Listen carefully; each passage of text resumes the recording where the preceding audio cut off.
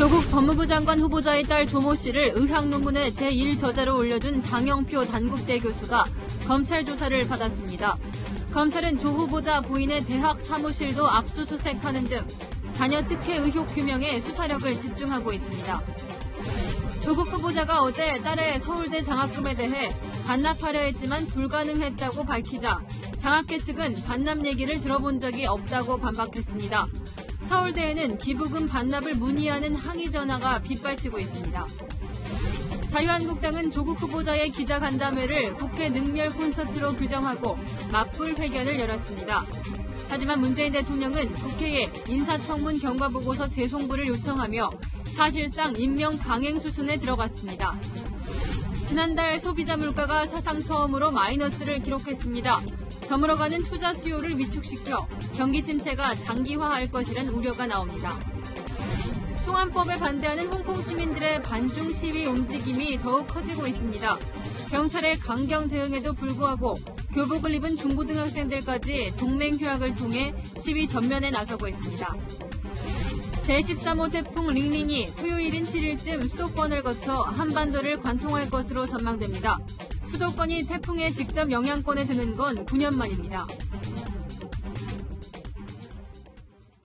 여러분 안녕하십니까? 검찰이 새벽까지 이어진 조국 후보자의 해명을 반박하듯이 오늘 전방위 압박 수사를 벌였습니다. 지난주 1차 압수수색 때 후보자의 직계 가족은 제외됐죠. 오늘 검찰은 조국 후보자의 배우자 연구실까지 압수수색했습니다. 네, 오늘 첫 소식은 서울중앙지검을 연결하겠습니다. 거기에선 고등학생 인턴을 의학 논문의 제1저자로 지정해준 단국대 장영평 교수가 조사받고 있습니다. 백승우 기자. 자, 장 교수에 대한 조사 지금 몇 시간째 이어지고 있는 겁니까? 네, 검찰은 오늘 오전 10시쯤 단국대 장영표 교수를 참고인 신분으로 소환했습니다. 현재 9시간 넘게 조사가 이뤄지고 있는데요. 검찰 조사는 오늘 밤 늦게 마무리될 것으로 보입니다. 조국 후보자에 따른 고등학교 때 장 교수의 연구실에서 2주간 인턴을 한 뒤 경량 논문의 제2저자로 이름을 올렸는데요. 장 교수는 조 후보자의 딸을 논문 제2저자로 등재해 특혜를 줬다는 의혹을 받고 있습니다. 검찰은 또한 장 교수의 아들 장모 씨가 지난 2009년 서울대법대 공익인권법센터에서 인턴을 한 경위도 조사 중인데요. 당시 서울대 법대 교수였던 조 후보자의 가족과 장 교수의 가족이 이른바 품앗이 인턴을 한 것이 아니냐는 의혹이 제기되고 있습니다. 자, 인턴 품앗이 말고도 검찰이 장 교수에게서 추궁할 핵심 의혹 또 무엇이 있습니까? 네, 우선 장 교수가 미성년자 출신이었던 당시 조국 후보자의 딸을 제2저자로 등재한 것을 숨기려고 소속기관을 허위 기재했는지 여부입니다. 이 당시 장 교수는 한영이고 출신이었던 조 후보자의 딸을 단국대 일과학연구소 연구원으로 기재했는데요. 지난 5월에 실시됐던 교육부 미성년자 공저자 감사에도 적발되지 않았습니다. 당시 감사관들은 등록된 논문 저자들 중 고등학교 소속 공저자 7명을 찾아냈지만 조 후보자 딸은 포함되지 않았다고 단국대 관계자가 설명했습니다. 미성년 공저자는 불법은 아니지만 연구에 기여한 사실을 입증하지 못하면 연구 부정으로 간주됩니다. 장 교수는 또한 사전 승인을 받고 신생아 혈액 정보를 활용했다고 논문에 적었는데요. 이 부분도 검찰이 조사할 것으로 보입니다. 당시 단국대 연구윤리심의위원회인 IRB는 존재하지 않았던 것으로 알려져 허위 기재 의혹을 받고 있기 때문인데요. 장 교수가 검찰 조사에서 두 가지 의혹에 대해서도 입을 열지 주목됩니다. 지금까지 서울중앙지검에서 전해드렸습니다. 네, 지금부터는 검찰의 고강도 수사 두 가지를 짚어보겠습니다. 검찰은 오늘 아침 경상북도 영주에 있는 동양대학교 연구실에 들이닥쳤습니다. 바로 조국 후보자의 부인이 교수로 재직 중인 곳인데요. 저희 채널A 취재팀이 포착한 것은 조국 후보자의 아들이 고등학생 시절에 동양대학교에서 강의를 들은 기록입니다. 이것이 왜 수사 대상인지 김철웅 기자가 설명드립니다. 저는 압수수색을 당하지 않았다는 점 먼저 사실관계를 분명히 해야 될 것 같습니다. 조국 후보자가 자신이 압수수색 대상이 아니라고 강조하자 검찰은 다시 수사 고삐를 잡았습니다.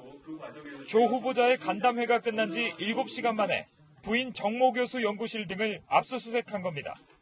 조 후보자의 아들 관련 문서도 이번 압수수색 대상이었습니다. 후보자 아들은 고등학생이던 2013년 동양대가 주최하고 어머니가 강사로 나선 인문학 강좌에 참가해 수료증을 받았습니다. 영주시 학생들에게만 참가 자격이 주어졌는데 서울 한영외고에 다니던 후보자 아들이 참가해 특혜 또는 허위 수강이라는 의혹이 제기됐습니다. 검찰은 조 후보자의 아들이 참가했던 2013년 강좌 신청서와 수강 만족도 설문지 등을 확보했습니다. 자녀 관련한 문서들도 압수수색 대상이었나요? 같은 시각 검찰은 조 후보자의 딸이 봉사활동을 했던 코이카, 조 후보자가 딸의 입학을 위해 외압을 행사했다는 의혹이 제기된 서울대 의과대학도 압수수색했습니다. 검찰이 조 후보자 자녀들의 입시 의혹을 꼼꼼히 조사하겠다는 뜻으로 풀이됩니다. 채널A 뉴스 김초롱입니다. 네, 조국 후보자 일가가 경영하는 웅동학원도 수사 대상입니다. 조 후보자의 부인의 오빠가 과거에 여기에 행정실장이었는데 오늘 검찰에 소환됐습니다. 이동재 기자의 단독 보도입니다. 조국 법무부 장관 후보자의 가족은 위장소송을 통해 학교재단 웅동학원의 재산 50억 원을 조 후보자 동생에게 넘기려 했다는 의혹도 받고 있습니다. 하지만 10년간 웅동학원 이사를 맡았던 조 후보자는 관련 의혹을 정면으로 반박했습니다. 소송을 통해서 그걸 확인하고자 했던 것이지 제 동생이 그 채권을 가진 상태에서 학교 재산에 감유를 한다거나 이런 조치를 한 적이 없습니다. 하지만 검찰은 조 후보자의 해명이 끝난 지 만 하루도 안 돼 웅동학원 의혹 관련 핵심 관련자를 소환했습니다. 조 후보자의 손위처남으로 웅동학원 행정실장을 지낸 정모 씨를 오늘 불러 조사한 겁니다. 검찰은 웅동학원 재정실무를 맡아 관련 의혹의 키맨으로 꼽히는 정 씨에게 소송건을 포함해 웅동학원의 재정 운영과 관련한 의혹 전반을 추궁했습니다. 정 씨는 지난해 교육청 감사에서 회계 부정과 규정에 어긋난 신용카드 사용 등으로 주의 조치를 받기도 했습니다. 조 후보자의 거듭된 해명에도 불구하고 검찰 수사가 후보자의 친인척까지 이르렀다는 관측이 나옵니다. 채널A 뉴스 이동재입니다. 네, 조국 후보자는 어제 딸이 서울대에서 어떤 과정을 거쳐서 2차례 장학금을 받았는지 모르겠다고 말했습니다. 그러면서 이런 말을 했죠. 어떤 기준으로 되었는지 제가 알지는 못합니다. 장학금이 아마 남아서 그랬는 것인지 어떤 기준인지 그 자체를 제가 알지는 못합니다. 네, 그러면서 어차피 안 다닐 두 번째 학기의 장학금은 반납하려고 했지만 거절당했다고도 말했습니다. 하지만 서울대 장학회 설명은 달랐습니다. 김단비 기자의 단독 보도입니다. 신청하지도 않았는데 딸이 서울대 총동창회 장학금을 받았다고 해명한 조국 후보자. 선정 이유에 대해선 모른다고 했습니다.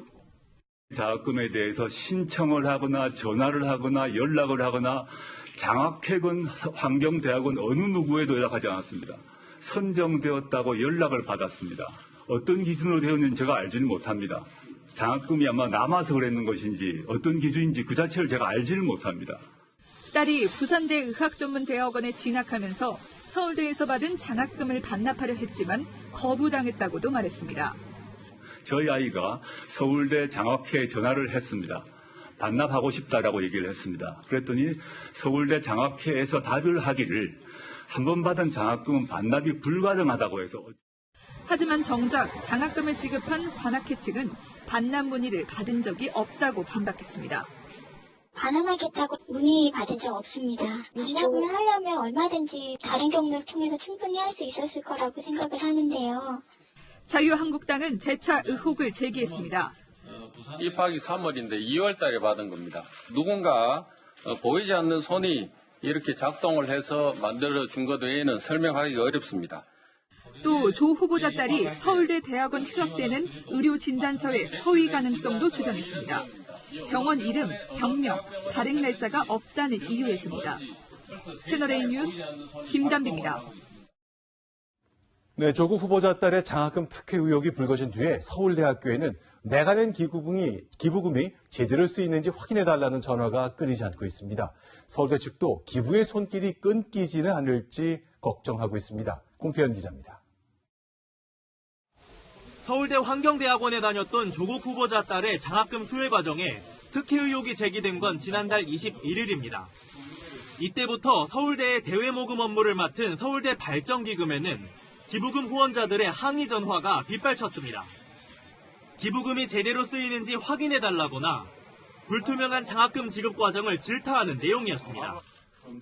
조 후보자가 기자간담회에서 해명을 했지만 항의 전화는 오늘도 계속됐습니다. 익명으로 전화를 하시기 때문에 내가 누구다라고 밝히지 않으시기 때문에 장학금을 왜 그렇게 사용하느냐라고. 조 후보자 딸에게 장학금을 지급한 장학재단 관악회와 서울대 총동창회도 동문들의 성토가 집중됐습니다. 오늘도 동문들만 글을 올릴 수 있는 총동창회 자유 게시판에는 누가 선의를 갖고 동창회비를 내거나 장학금을 기부하겠느냐는 글이 올라왔습니다. 선의의 피해 학생이 없게 하기 위해서라도 조 후보자 딸의 장학금 선정 경위를 명확히 밝혀야 한다는 목소리가 동문들 사이에서도 높아지고 있습니다. 채널A 뉴스 공태현입니다. 네, 조국 후보자 가족펀드 수사의 핵심은 직접 투자를 할 수 없게 한 공직자윤리법을 위반했느냐 아니냐 여부죠. 그런데 사모펀드는 간접 투자라서 일단 허용됩니다. 하지만 펀드 운용사가 사실상 조국 후보자의 가족의 것이거나 아니면 가족 펀드로 운영될 경우에는 직접 투자로 볼 여지가 생깁니다. 그게 문제인 거죠. 윤수빈 기자입니다. 저는 코링크라는 이름 자체를 이번에 알게 되었고요. 사모펀드라는 것이 잘 뭔지도 모르는 사람입니다. 하지만 지난해부터 본인이 신고한 공직자 재산현황 관보를 보면 배우자와 장녀, 장남 앞으로 코링크 프라이빗 에쿼티란 운용사 이름이 3차례 등장합니다. 조 후보자는 본인 가족을 포함해 처남과 처남 자녀로 구성된 100% 가족 펀드인 것도 몰랐다고 했습니다.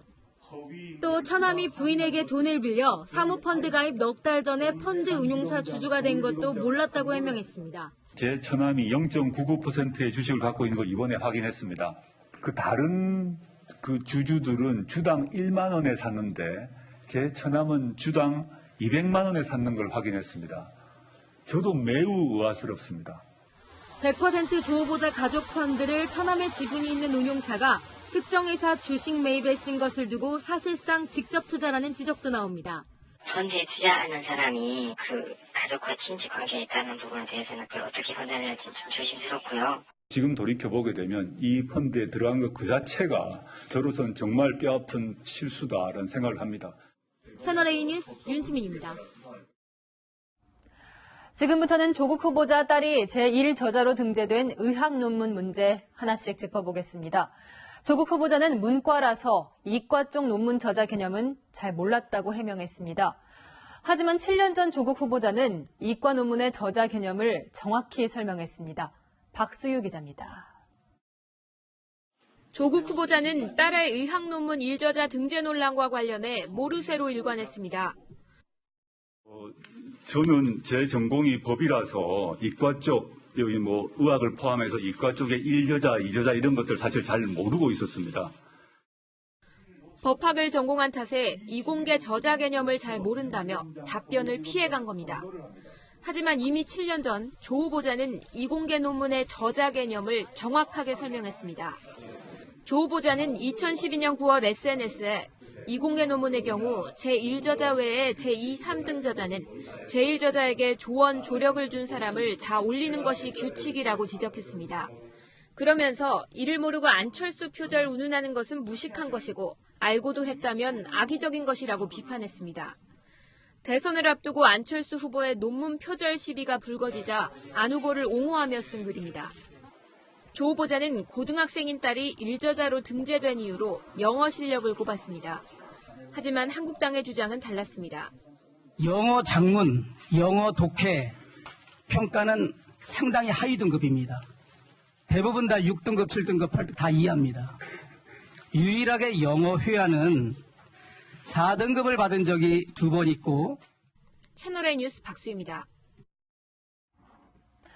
조 후보자 딸이 1저자인 이 문제의 논문에 대해 한국연구재단이 연구비 환수를 검토하고 있습니다.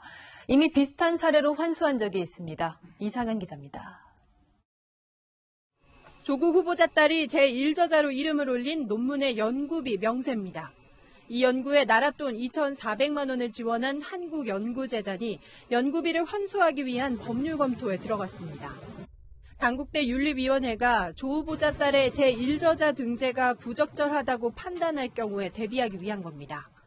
당국대 조사 결과 나올 때까지 저희들은 절차, 적용 범위, 해석 여부 등에 대해서 일반적으로 법률자문 등을 통해서 검토를 할 계획입니다. 한국연구재단은 최근 2년간 저자를 잘못 등재한 논문 3건에 대해 연구 지원비를 환수했습니다. 특히 지난해 경북의 한 대학교에서 영어 번역자를 저자로 올렸던 논문에 대해선 연구 부정 행위로 판단하고 연구비를 환수했습니다. 영어를 번역하거나 교정하는 행위는 저자의 조건에 해당되지 않는다는 소속 대학의 판단에 따른 겁니다. 대한병리학회는 논문의 책임저자인 장영표 단국대 교수에게 내일 자정까지 소명하라는 내용 증명을 어제 한 차례 더 보낸 것으로 확인됐습니다. 소명이 불충분할 경우 학회는 논문의 직권 취소를 포함한 처분 수위를 결정할 예정입니다. 학회의 결정이 당국대 조사 결과와 한국연구재단의 연구비 환수 결정에도 연쇄적으로 영향을 미칠 전망입니다. 채널A 뉴스 이상현입니다. 딸이 논문 1 저자가 될 수 있었던 것은 당시 기준이 느슨했고 윤리 개념이 확고하지 않았기 때문이다. 조국 후보자는 이런 말도 했죠. 의학계에서 명예훼손이라는 말이 나올 정도로 강한 반발이 일고 있습니다. 이지훈 기자입니다. 판단 기준이 좀 느슨하거나 모호하거나 그리고 책임 교수의 그 재량에 많이 달려 있었던 것 같습니다. 조국 후보자는 자신의 딸이 제1저자로 등재된 이유를 느슨한 판단 기준에서 찾았습니다. 논문이 제출된 2008년에는 연구 윤리에 대한 개념이 지금처럼 확고하지 않았다며 본인이 보기에도 이상하다고 말하기도 했습니다. 의학계는 조 후보자의 발언이 사실과 다르다고 반박했습니다. 제대로 된 학술지에서는 그런 관행은 없었다고 생각합니다. 공동저자는 항상 누가 가장 많이 연구에 기여했는지를 서로 견제하고 살펴보고 있습니다. 또 의학계의 명예를 실추시켰다고 비판했습니다. 국가를 경영하겠다는 분이 사실관계도 확인하지 않고 학술지를 폄하를 해서 개인의 이익을 추구를 하는 것은 명백히 명예훼손에 해당된다고 생각합니다. 최대집 대한의사협회 회장도 본인도 교수면서 연구를 존중하는 태도가 없다며 잘못을 바로잡으려는 노력조차 없었다고 날을 세웠습니다. 조국 후보자는 즉각 사퇴하라! 학부모 단체의 반발도 거세지고 있습니다. 문제가 될 게 없다는 황당한 태도를 보이고 있다. 유체이탈 화법에 입시를 경험한 학생과 학부모들이 크게 분노하고 있다. 조국 후보자의 해명에도 논란은 더욱 거세지고 있습니다. 채널A 뉴스 이지훈입니다. 어제 기자회견에서는 조국 후보자 딸의 생년월일도 도마에 올랐습니다. 부산대 의학전문대학원 입시를 앞두고 생일을 2월에서 9월로 바꿨기 때문입니다. 합격에 유리하도록 바꾼 것 아니냐는 의혹이 제기됐는데 조 후보자는 돌아가신 선친 얘기를 했습니다. 최선 기자입니다. 조국 후보자의 딸 조모 씨는 2014년 8월 주민등록상 태어난 달을 2월에서 9월로 바꿨습니다. 자유한국당은 부산대 의학전문대학원 입시 당시 나이가 어릴수록 합격에 유리할 수 있다는 점을 고려해 조 씨가 일부러 생년월일을 변경했다고 주장했습니다. 그렇게 23년을 살다가 의전원에 보낼 때는 갑자기 또 9월로 다시 돌아옵니다. 이 아이는 태어날 때부터 입시를 위한 기획으로 태어나게 된 겁니다. 공교롭게도 조 씨로 추정되는 인물은 의전원 합격 후 고대 인터넷 커뮤니티에 내가 느낀 바로는 나이, 자기소개서, 면접이 관건이었던 것 같다는 글을 올렸습니다. 조 후보자는 의혹을 부인했습니다. 이 생년월일을 아이를 젊게 만들어서 의전원에 지원할 때 유리하게 만들려고 했다라는 보도를 제가 보았습니다. 제가 기함을 했는데요. 2014년 6월 의전원에 지원할 때에는 과거 생일로 지원했다는 겁니다. 그러면서 자신은 허위 출생 신고 사실을 몰랐고 선친이 한 일이라고 주장했습니다. 그때 어떻게 그렇게 신고했는지는 저도 잘 모르겠습니다. 나중에 이제 확인을 해보니까 저희 선친 말씀은 애 학교 빨리 보내야겠다 생각했답니다. 채널A 뉴스 최선입니다. 네, 보신 대로 자유한국당도 오늘 같은 장소에서 취재기자 간담회를 열었습니다. 어제 조국 후보자가 자기 발언만 따져볼 때 8시간 넘게 의혹을 설명하면서 자신을 방어했었죠. 이게 여러 방송에 장시간 생중계됐는데 맞불 대응에 나선 겁니다. 이민찬 기자입니다. 조국 후보자가 기자 간담회를 가졌던 국회 본관 246호. 오늘은 자유한국당에서 기자 간담회를 열었습니다. 후보자가 기습적인 해명 기회를 가졌으니 야당도 반론 기회를 갖겠다는 겁니다. 인사청문 제도를 무시한 기자 간담회만으로라도 국민 모독의 죄를 지은 조 후보자가 그 변명마저도 시종일관 분노 유발과 짜증 폭발이었습니다. 한국당 간담회는 후보자 해명을 하나씩 반박하는 형식으로 진행됐습니다. 딸의 의학전문대학원 장학금은 민정수석 직무와 관련됐다면 뇌물이라고 했고 논문 제1저자 등재 당시 규정이 모호했다는 해명은 거짓이라고 했습니다. 국민 눈높이에는 좀 안 맞을지 모르지만 위법은 아니다. 미안하지만 뇌물죄가 성립될 수 있습니다. 수업에서 연구윤리를 강조하죠. 그 시점에 딸은 논문의 제1저자로 등재가 됩니다. 그 당시 학문윤리 기준이 모호했다라고 한 답변은 명백한 거짓이라고. 여당에도 날을 세웠습니다.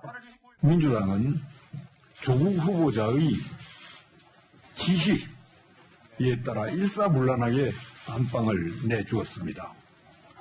삼권 분립의 헌법 정신을 스스로 내팽개친 것입니다. 한국당은 후보자가 사퇴할 때까지 계속해서 새 의혹을 찾겠다고 경고했습니다. 채널A 뉴스 이민찬입니다. 네, 이제 열쇠는 문재인 대통령이 쥐고 있습니다. 아세안 3국을 순방 중인데 오늘 국회에 앞으로 나흘 안에, 그러니까 금요일까지 필요한 절차를 밟아줄 것을 요청했습니다. 다음 주 초에 임명을 강행할 구상으로 해석됩니다. 미얀마 현지에서 김윤정 기자가 보도합니다. 문재인 대통령이 조국 후보자에 대한 인사청문 보고서 재송부를 요청했습니다. 문 대통령은 오는 6일까지 보고서를 보내달라고 요청했습니다. 재송부 기한은 오는 6일로 대통령이 선택할 수 있는 열흘 내 기한 중 나흘만 준 겁니다. 문재인 대통령은 아세안 순방 일정을 마치고 귀국하는 대로 조국 후보자 임명 절차에 들어갈 것으로 보입니다.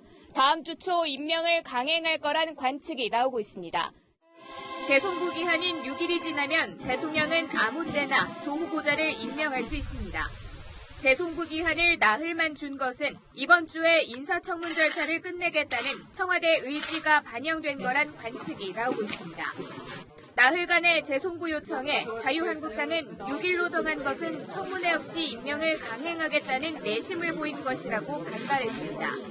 바른미래당은 국회를 우롱해놓고 어떻게 사흘 안에 인사청문 보고서를 내놓으라는 뻔뻔스러운 요구를 할 수 있느냐고 비판했습니다. 미얀마 네피도에서 채널A 뉴스 김윤정입니다. 네, 어제 장시간 기자 간담회를 한 조국 후보자는 오늘 출근하지 않았습니다. 이례적인 결근인데 여러 가지 해석을 낳고 있습니다. 조영민 기자입니다. 확인하거나 물어보겠다고 하신 부분에 대해서 구체적으로 해명하실 나중에 인청준비단에서 따로 얘기할 것입니다. 오늘 그만합시다. 11시간의 기자간담회 직후 추가 해명도 기약했지만 오늘은 아니었습니다. 조국 법무부 장관 후보자는 오늘 인사청문회 준비단 사무실에 나오지 않았습니다. 오후 한때 사무실에 두고 간 차를 대신 가져다 놓는 직원들이 들렀을 때도 조 후보자는 나오지 않았습니다. 저녁 무렵 차를 몰고 나서는 모습이 포착됐지만 사무실로 향하진 않았습니다.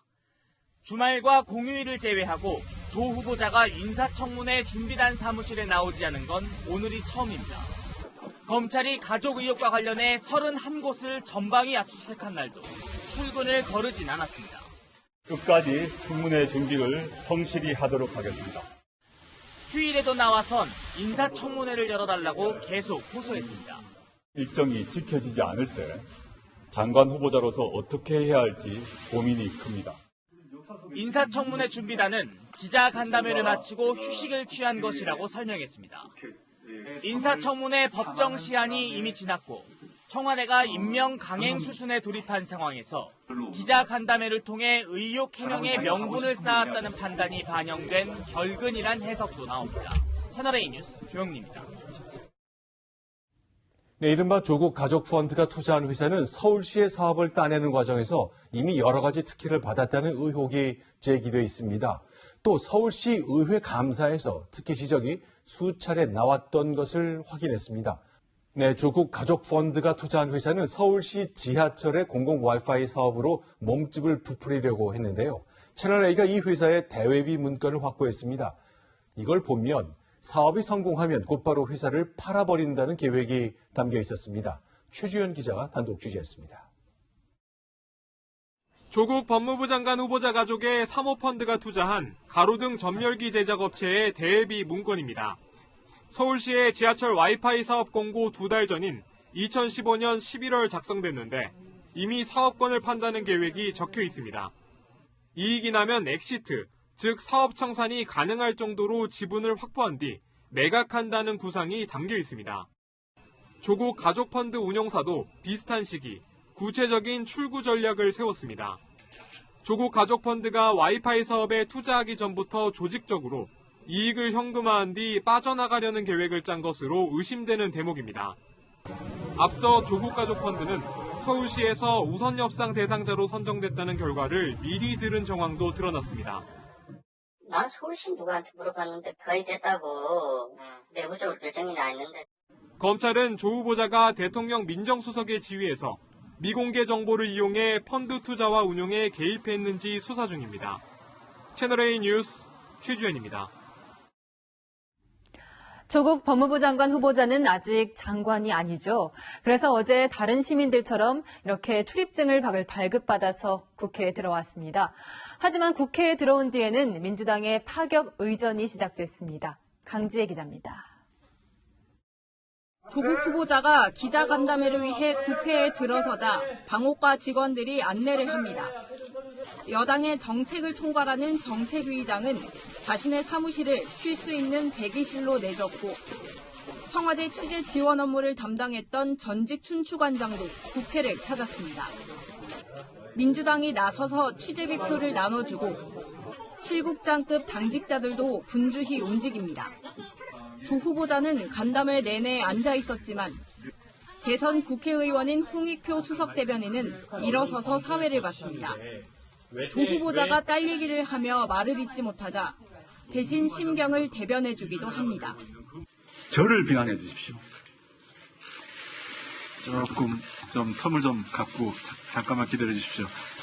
본인보다 가족들이 그로 인한 과도한 그 관심과 또 집중 언론의 관심으로 인해서 피해를 입는 것은 공인들이 다 함께 겪고 있는 어려움 중 하나입니다.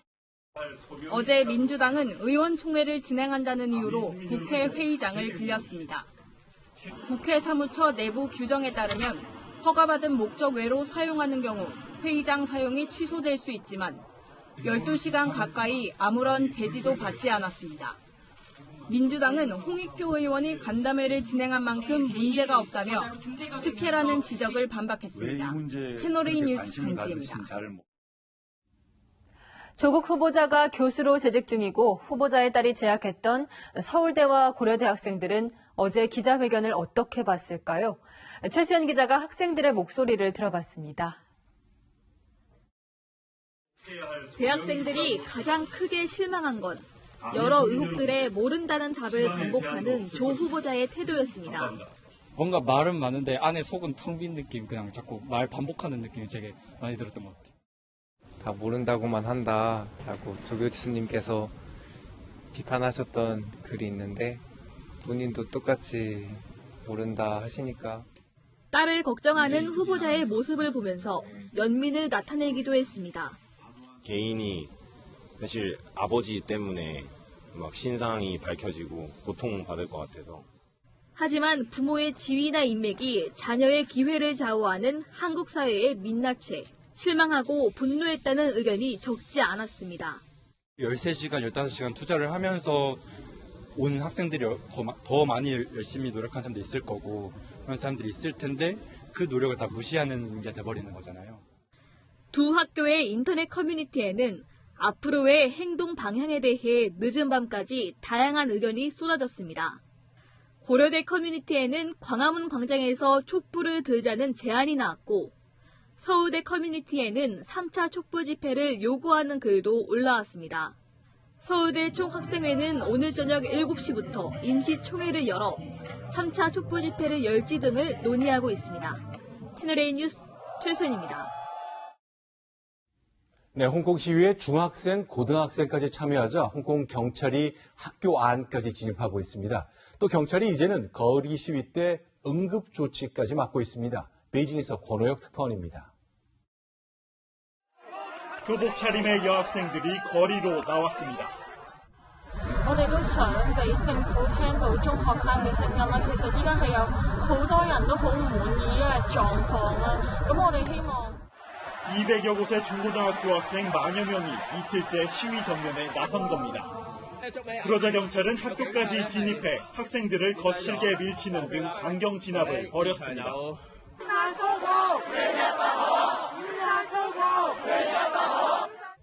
학생들과 시민들은 송환법 완전 철회 등 5대 요구를 받아들일 때까지 수업 거부 등 동맹 휴학과 총파업, 상점 영업 중단 등 이른바 삼파 투쟁을 이어갈 계획입니다. 경찰도 실탄 경고 사격 등 무력 진압을 벌이면서 부상자들이 속출하고 있습니다. 이런 가운데 응급구조대원을 막아서는 경찰의 모습이 공개됐습니다.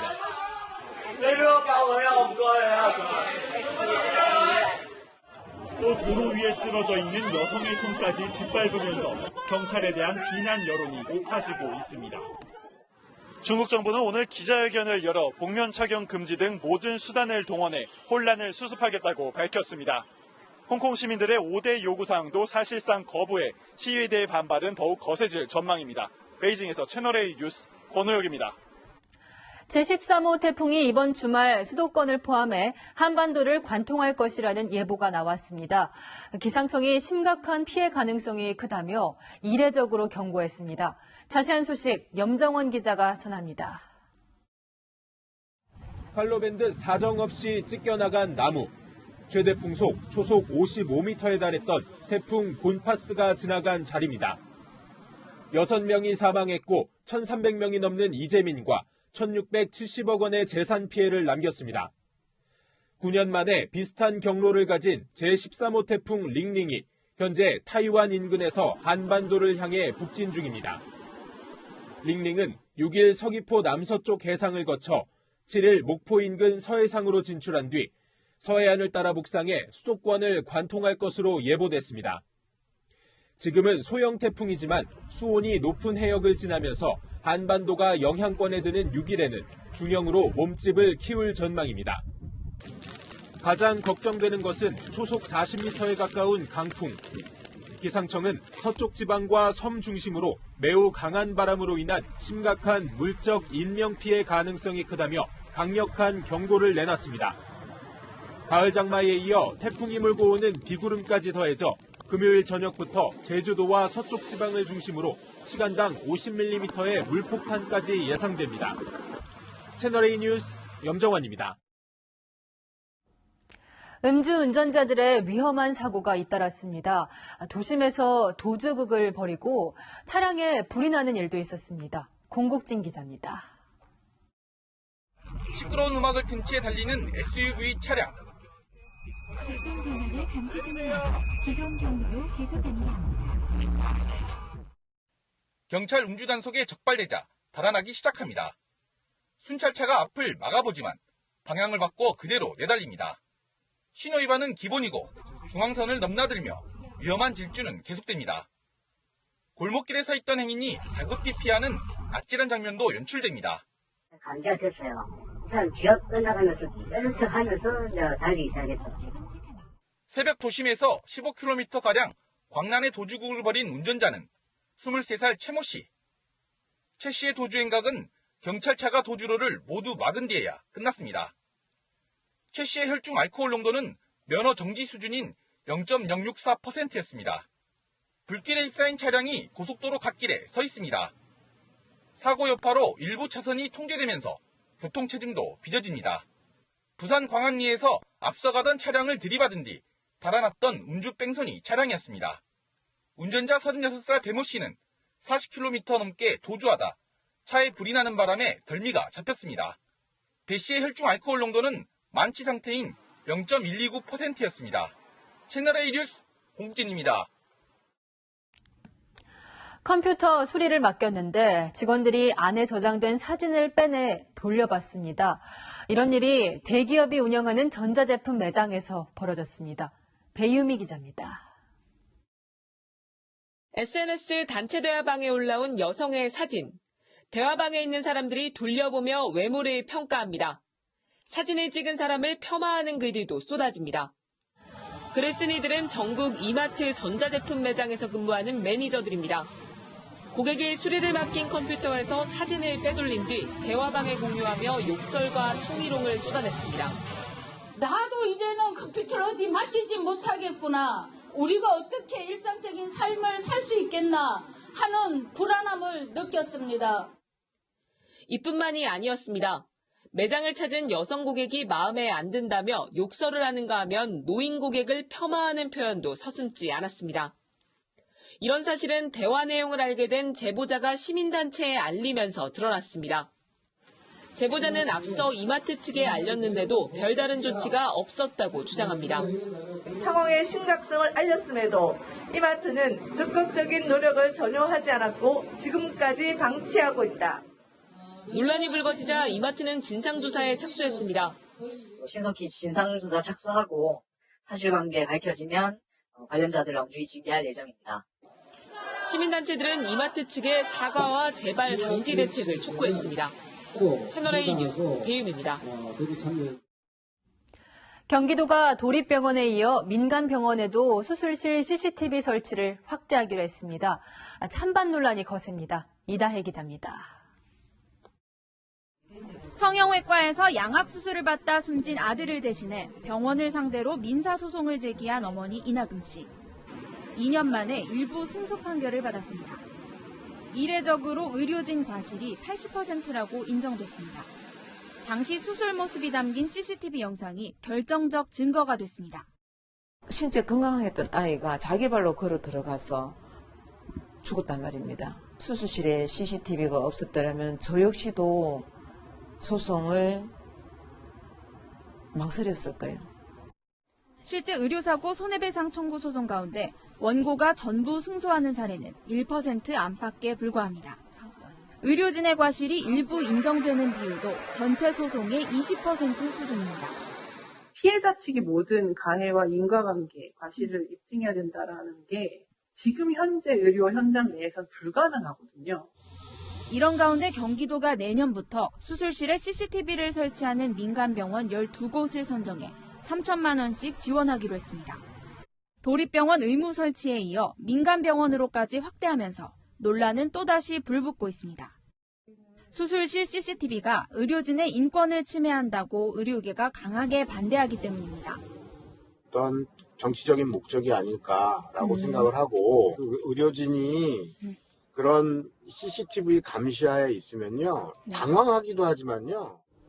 CCTV 설치에 앞서 의료진과 환자의 갈등을 원만히 해결할 수 있는 제도 마련이 우선이라는 지적도 나옵니다. 채널A 뉴스 이다혜입니다. 고1 때 시속 153km의 강속구를 던져 화제가 된 투수가 있죠. 프로야구 키움 장정석 감독의 아들 장재영 선수입니다. 오늘은 강속구로 상대 타자의 배트를 부러뜨렸습니다. 김민곤 기자입니다. 시속 150km에 육박하는 강속구로 손쉽게 타자들을 제압합니다. 상대 타자의 배트가 맥없이 부러질 정도로 공에는 힘이 넘쳤습니다. 프로야구 키움 장정석 감독의 아들이자 이번 세계 청소년 선수권 대회 화제의 선수인 덕수고 장재영입니다. 허벅지 부상 탓에 몇 달 만에 마운드에 올랐지만 타고난 위력은 그대로였습니다. 장재영의 묵직한 공에 메이저리그 스카우트의 눈빛도 반짝였습니다. 메이저리그는 지난해부터 장재영 영입을 위해 신분조회를 요청했습니다. 특히 오늘은 전직 메이저리거 김병현도 찾아 장재영을 지켜볼 정도였습니다. 최근에 이 메이저리그 스카우트들의 말을 좀 종합해보면 장재영 선수가 그 김병현의 기록을 깰 수 있을지 관심사라고 하더라고요. 장재영은 메이저리그 진출에 앞서 이번 대회에서 일본 괴물 사사키와 대결을 펼칠지 주목받고 있습니다. 제2의 오타니로 불리는 사사키는 시속 160km가 넘는 강속구를 던지며 일본 야구의 자존심으로 통하고 있습니다. 한일에이스 맞대결에 쏟아지는 뜨거운 관심.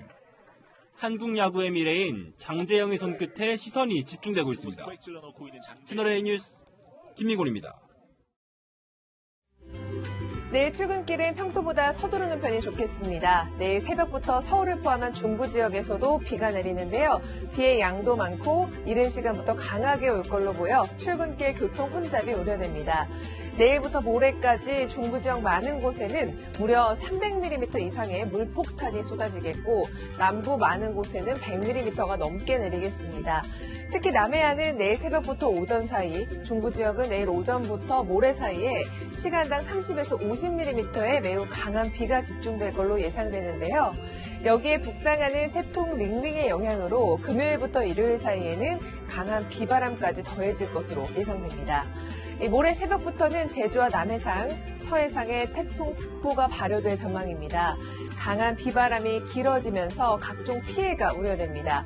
추석 대목을 앞둔 농가에서도 시름이 깊습니다. 피해 예방에 힘써주시고 상습 침수구역에서도 시설물을 미리 치워두는 등 안전에 각별한 유의가 필요합니다. 날씨였습니다. 네, 조국 후보자는 월요일쯤에 임명될 가능성이 크다는군요. 그런데요, 이렇게 논쟁적인 후보자를 청문회 없이 임명해도 되는 것인지 누군가는 설명해야 합니다. 게다가 현직 법무장관으로 검찰의 소환 조사를 받을 가능성이 충분히 있지 않습니까? 청문회는 열려야 합니다. 이대로 임명된다면 우리 국민들은 법이 정한 검증 과정을 지켜볼 권한을 박탈당하는 겁니다. 뉴스 마치겠습니다. 고맙습니다.